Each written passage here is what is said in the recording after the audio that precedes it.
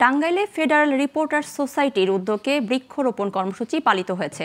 ঢাকা টাঙ্গাইল মহাসড়কের নগরজাল বই এলাকায় গালফ অয়েলের সহযোগিতায় বৃক্ষরোপণ করা হয়। এ সময় পরিবেশ রক্ষা ও সড়কের সৌন্দর্য বাড়াতে সামাজিক দায়বদ্ধতার অংশ হিসাবে মহাসড়কের দুই পাশে 1000 চারা রোপণ করা হয়। ফেডারেল রিপোর্টার্স সোসাইটির সভাপতি ও গ্লোবাল টিভির চিফ নিউজ এডিটর ফেরদৌস মামুনের সভাপতিত্বে প্রধান অতিথি ছিলেন টাঙ্গাইলের অতিরিক্ত জেলা প্রশাসক আব্দুল্লাহ আল মামুন। সূচনা বক্তব্য রাখেন সোসাইটির সাধারণ সম্পাদক জাহিদুল ইসলাম শিশির, আর স্বাগত বক্তব্য দেন সাংগঠনিক সম্পাদক মোস্তফা কামাল।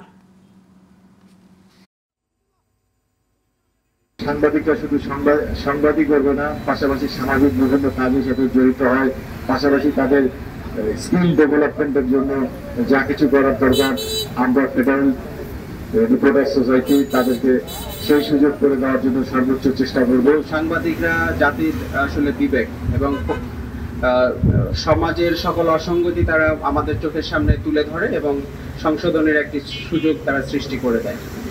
তো এইটা একটি অসাধারণ উদ্যোগ, যদি এর পাশাপাশিও সামাজিক কর্মকাণ্ডে তারা অবদান রাখছেন এবং একটা শুভ সূচনার মধ্যে দিয়ে এই কাজটা শুরু হলো।